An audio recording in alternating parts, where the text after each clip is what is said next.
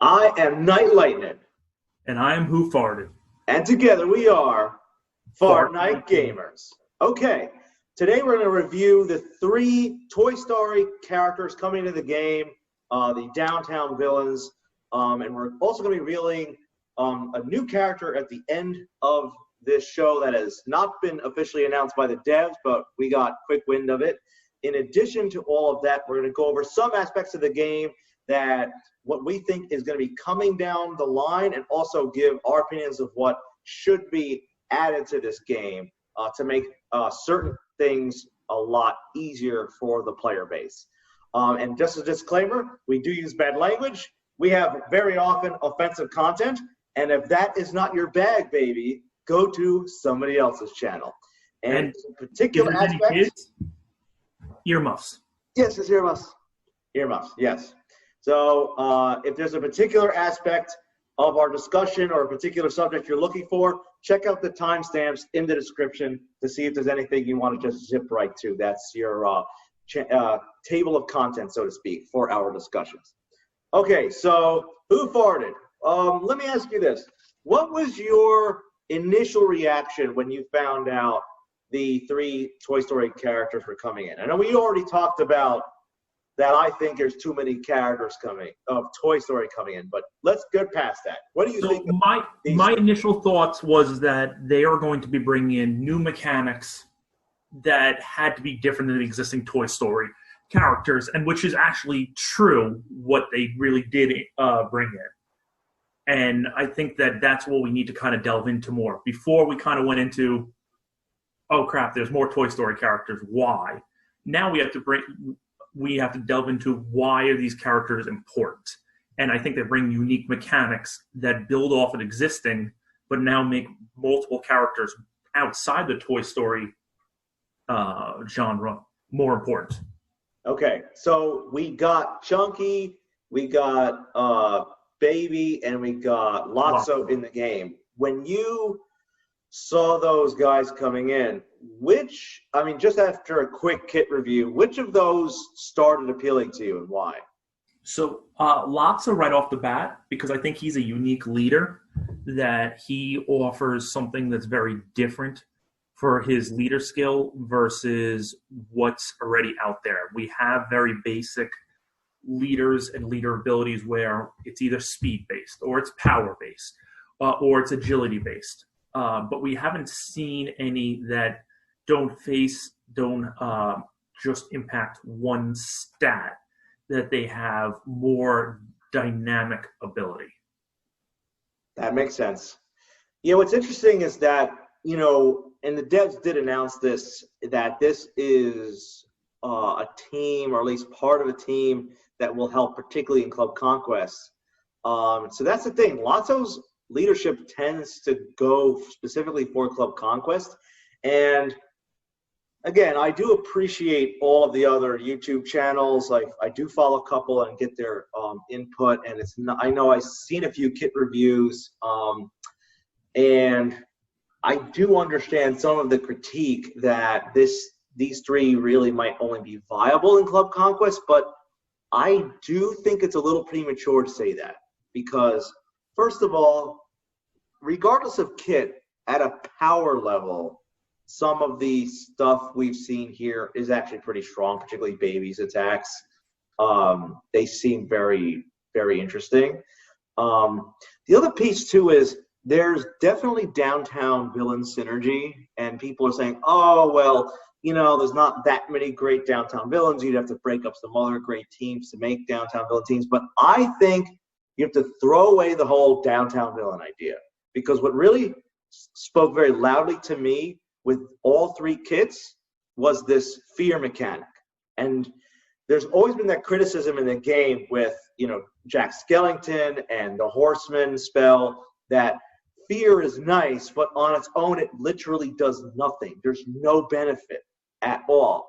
But what this team does is it starts building in benefits to having fear. Like, oh, once you inflict fear, this character gains taunt. Or if you have fear on somebody and you hit somebody with, say, Big Baby's first special, you're inflicting stun, which is a big deal. So one thing I think is going to be a really big deal is maybe these three characters are really there to assist spells like Headless Horseman that inflict fear, and Jack Skellington, who doesn't have much use, and which is terrible because he's such a beloved character in this game, but half of his mechanics inflict fear and don't do much else. Whereas Jack Skellington could be an amazing extra character with these three characters, even though he's not a villain. You don't have to have you don't have to go have a team with all the same tags in order to create a team. And we see this all the time. We see Frozen teams with Dash. We see Kingdom teams with Big Bad Wolf. There's the other two slots are very interchangeable. One of the most interesting things, to go to your point, with Lotso, I think it was, let's see, was it this special? Well, he has two really cool things. This one, the Playdate with Destiny, you inflict taunt on the two lowest health opponents. Honestly, that on its own makes just about every team better. Oh, let's put it this way. Imagine you're running a team that does some damage early on. You add that in, and now you've found an answer to Raja. You found an answer to Mordu, who have these first or second turn taunts that you now can get around. Yeah, and look at this. At level 2, he will be inflicting taunt on the 3 lowest health opponents. So it is pretty much an entire, unless you're adding summons, it's pretty much the whole team. That if you have, like, let's say Mordu tank taunting, and Lotso comes up and you inflict taunt on the 3 other lowest health people, well, guess what? 4 out of the 5 characters now have taunt. So you can go to town on the one that you really need to kill off, and you're not stuck behind a taunt. This actually, Lotso could be a great replacement even for, like, let's say Ariel, who's great just for her debuff, debuffing the taunts. Maybe you don't need that, because instead of debuffing the taunt, Lotso just taunts other characters. I use Mortal Potion in my battles just to get rid of a taunt, but maybe if I'm running Lotso, I don't need to, because 2 or 3 other characters are going to have it. So that's really cool. That's really cool. I'd argue that not this time, but the next time this event comes around, it may take out the need for running a taunter, because why run a taunter with limited attack ability if you know that you've got a guy that you're going to go against that's going to blow past them? So why not just put another heavy hitter in there and hope you can get more damage? That's really good point, actually. Because let's say you're in Sorcerer's Tournament, you're about to go into a battle with, and you know Lotso's in it. You might look at it and say, well, I'm running a tank, and why even do that? I mean, if it lasts several turns, then great, but he might make that completely irrelevant. So you might have to switch it up. And I wonder, too, there might be, if Lotso becomes like a regular, like, plug-and-play 5th staple just for getting around taunts, I think what would be really interesting is people putting in characters just so when Lotso uses this ability, it's force taunting towards characters that intentionally don't have high health pools. Like, for example, I don't run Trigger's Tower right now. But, hey, maybe if I throw Trigger's Tower and summon it in time before Lotso's spell goes off, maybe he's forced to attack my Trigger Tower, and now I'm using his ability against him, so I'm force taunting to a character that I wouldn't normally be able to get taunt, who I don't really care gets killed off. Well, let's put it this way. Imagine that you're running both Trigger Tower spell and you're running Jasmine. You know that Raja and Trigger Tower are going to get it right away. So there's 2 out of your potential 3. There you go. There you go. Let me see this other one. There was one other one that was really, really cool. Nope, that's that's Playdate with Destiny. That's the one we just went over. Let's see, is it the passive? Yeah. This is, wow. Let me just read this, just the beginning. Increase speed meter of each allied Toy Story villain. That's not a lot, but that's, what, there's like 4 now? Remember, this includes Zurg. Includes Zurg. By 10% and an additional 5% per opponent inflicted fear. So let's think about this. Lotso gets hit. All of your team gives you 10% turn meter. And the thing people have to realize, this is not, when you gain 10% turn meter, it is not the same as gaining 10% speed. There is actually a mathematical difference. Maybe we'll break that down in a later video. I think that would be a good idea. Yeah, because what happens is when you gain turn meter, it's like, rather than gaining speed, it's like, imagine if we're on a racetrack and you're shortening that racetrack for those characters. That's what gaining turn meter actually does. So in practicality, gaining 10% turn meter, think of it more like gaining like 20 or even 30% speed for that one turn. We'll break down the math in another video and give some examples, because that is a little weird concept, I think, for people to understand. But once they see it in action. But let's put it this way. Let's say you're running the 3 new Toy Story villains, you're running Zurg, and you're running Oogie Boogie. Oogie Boogie spawns fear on everyone. Yeah. So you've now just gained 25% additional speed, plus 10% for the 3 additional. So you're getting what? 55% additional turn meter. Wow. That's a game changer. Yeah, because you get 10% and you get 5% per opponent. So it's 25 plus the 10. We have 35% turn meter gain. No, so, it's 10% for each allied Toy Story villain. So if you're running 3, oh yeah. Well, no, I think each allied Toy Story villains who's gaining the turn meter. Yes. But if there's 5 opponents, that's 25% plus the initial 30. 10. No, plus the initial 30. I think each, that's a different way to look at it. My reading of this was you gain 10%. Each of those individual allies who are Toy Story villains are gaining 10%. Oh, I see how you had to wrote it. Okay, yeah. You might be right. I mean, and look, in this game, clearly things aren't written right, and that's the truth, folks. I mean, honest to God, we can only review how this reads. How this reads versus how it works can be incredibly different, because we know there's a lot of abilities that absolutely do not work as they say. And it's funny, I forget, there's some ability I was reading the definition of the status effect by inside the game, and clearly the status effect definition is dead wrong. It absolutely is not that. I'll have to find that and get back to you guys. But yeah, it's nuts.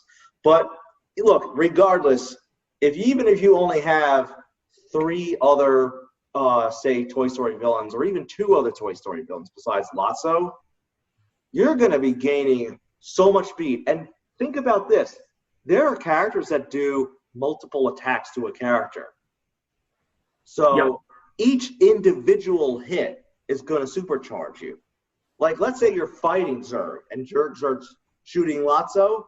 Your entire squad of downtown Toy Story villains is gaining 100% turn meter, like for sure, with that many hits. So they all get to go. Zurg is going to supercharge Lotso and Lotso's team, which is really interesting. So a downtown Toy Story villain team versus another downtown Toy Story villain team is going to be crazy. It's almost like whoever gets Lotso gets that turn off first can win. But I don't know, there's a lot of crazy stuff in there. So I think he's really cool. And like I was talking about before, the baby over here, this move is pretty sick. The timeout ability, decrease speed meter, and here, level 2. If target opponent is affected by fear, inflict stun for 1 turn. Here's the thing, though. The best part about this ability is look at that cooldown magic requirement. It's only 2. Yep. So he's going to be, this is actually going to be happening a lot. And Knight, imagine this with the Cauldron, too. Yeah. Wow. Yeah, there you go. Cauldron, you can practically use it every turn. Exactly. Wow. And, you know, a lot of you guys, I don't have him, but Olaf, he can, I think he has an ability where he can start, or maybe it's Anna I'm thinking of. I know Merlin does this, with his tactics ability. He increases you can pick a character to increase their magic ability.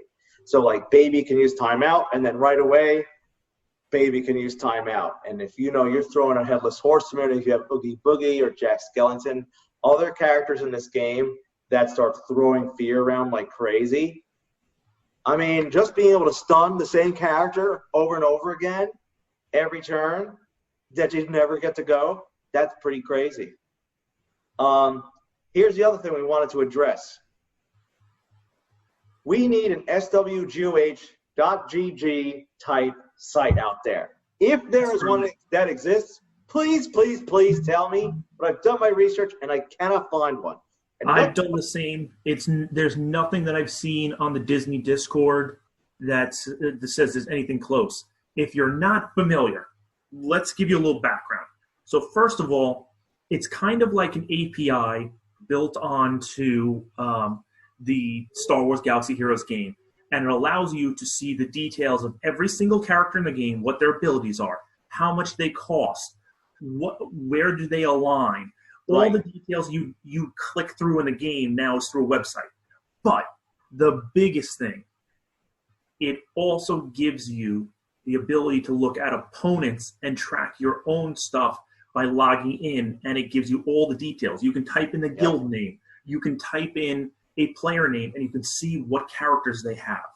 It's a difference maker when it comes to any team-based battles, and it also gives you an easy way to see, like, all right, is my friend full of crap when he says he's got a 7-star Zerg? Let's see if he's lying.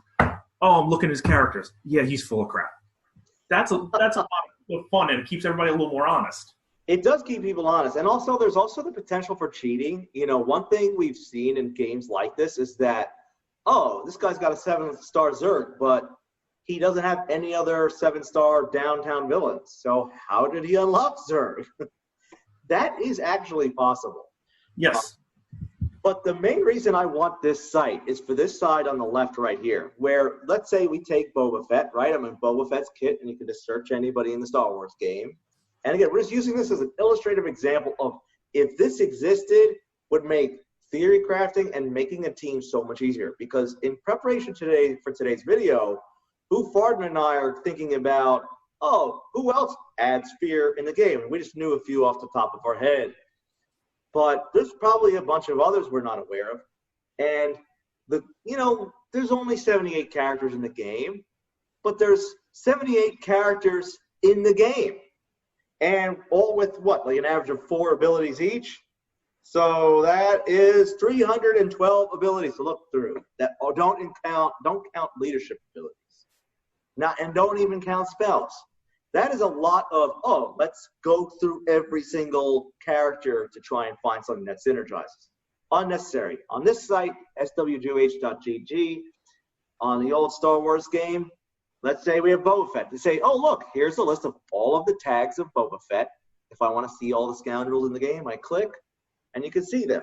Now, the game has filters like this for factions. What they do not have in the game, or outside that I've seen, is this important piece. The abilities. So you can look at Boba Fett and say, oh, healing immunity. Let's click on that.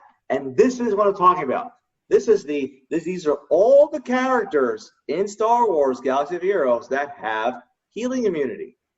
And wouldn't it be so nice if we could have gone somewhere and said, oh, Lotso and the baby and Chucky, we have all of these things based on fear. I wonder who has fear in this game?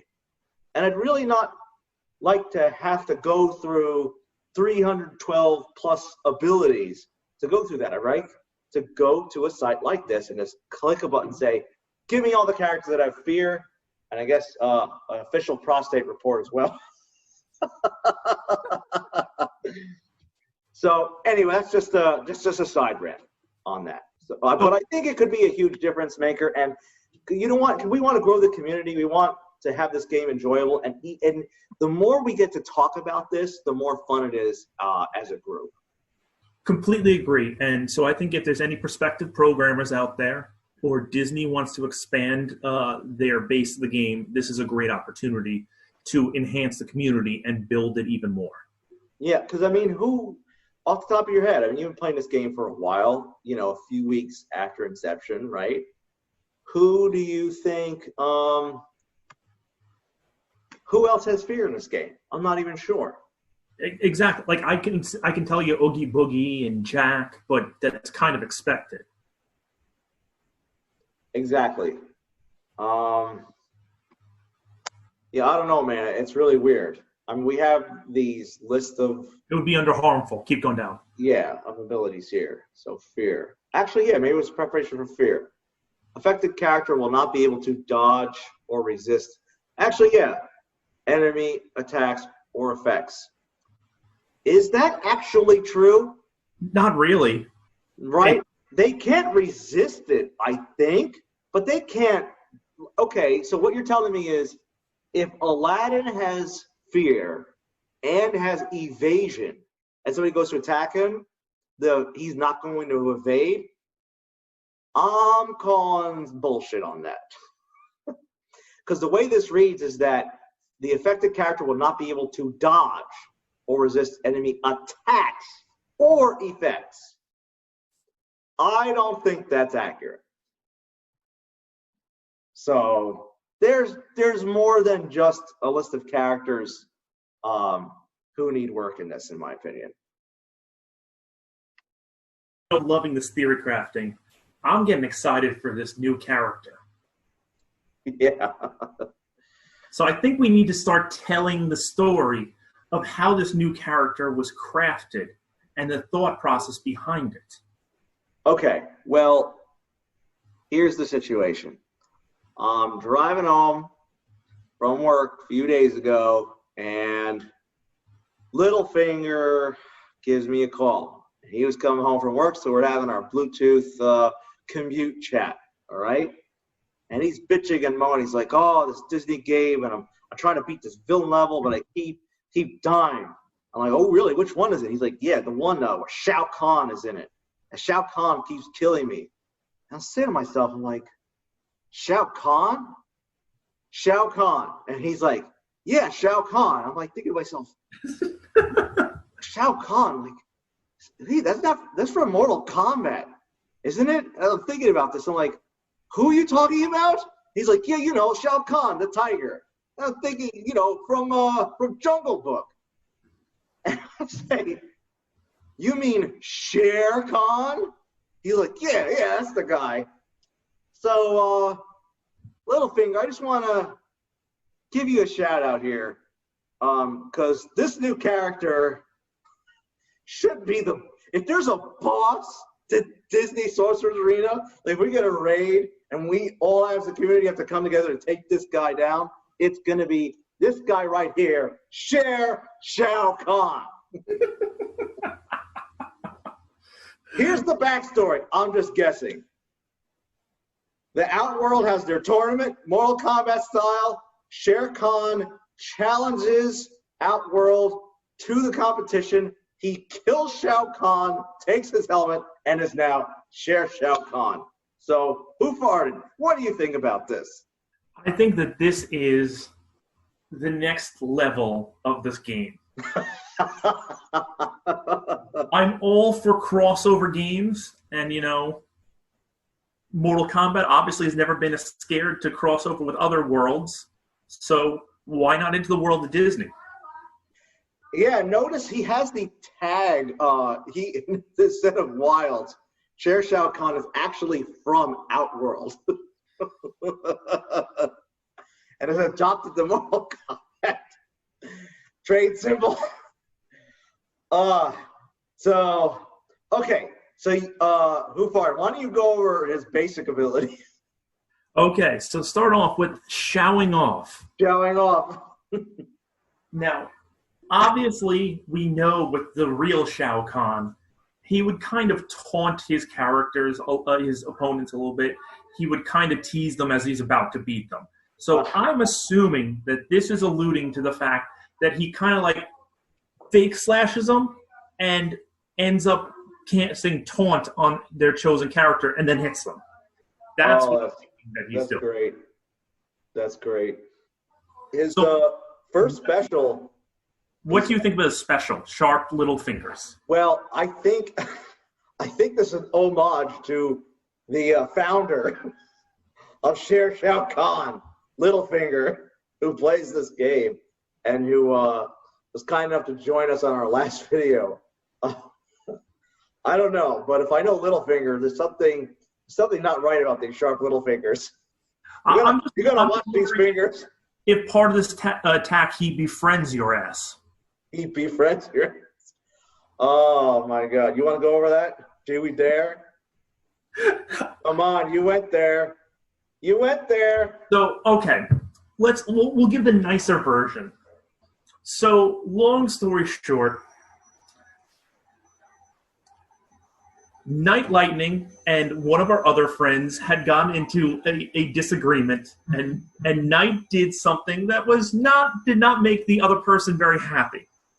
And of course, Littlefinger comments that instead of saying like somebody did that to me, they'd no longer be my friend. Instead, he yells, "If someone did that to me, I'd befriend their ass." Which of course he meant like defriend or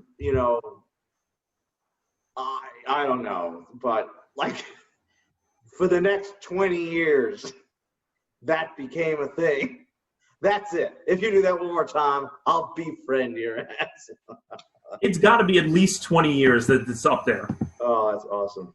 That's not too far off from a few other classics. Littlefinger has a very long habit of saying some things that make sense at the time, but the second you take them out of context, you'll never let him live it down. Oh, yeah. It's awesome. He's so great. All right. His last special is called You Weak Pathetic Fools, which, of course, is on what the original Shao Kahn, before Shere Khan came and killed him and stole his helmet, became the new leader of Outworld. I don't know. Like you said, it's a taunting thing. I wonder if Shao Kahn has Outworld concubines. I mean, you tell me, WhoFartd, if you were going to take an Outworld concubine, would it be, I don't know, Shiva? I mean, she's got the 4 arms, so. You'd have to assume so, especially for like making up for the fact that he's a tiger now. You'd need the extra arms to make up for that. That's a good point. I mean, there has to be at least 6 limbs, or Shao Kahn might just pass you by. So somebody definitely needs to write that into the old Mortal Kombat games. This new character. Okay, his passive is called Your Soul Is Mine. So Shao Kahn not only kills his enemies out in the jungle wilds anymore, but he steals your soul. So watch out, Mowgli. He's onto you.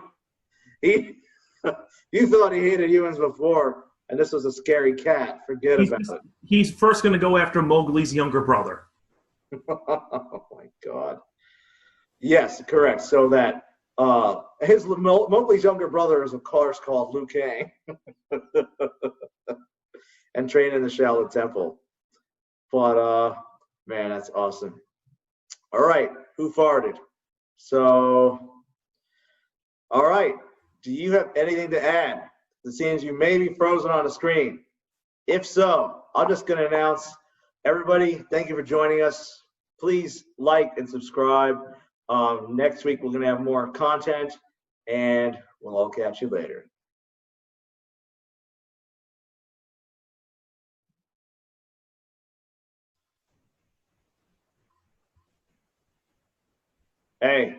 Hey, sorry, my literally it dropped at the last second. My Zoom. That's no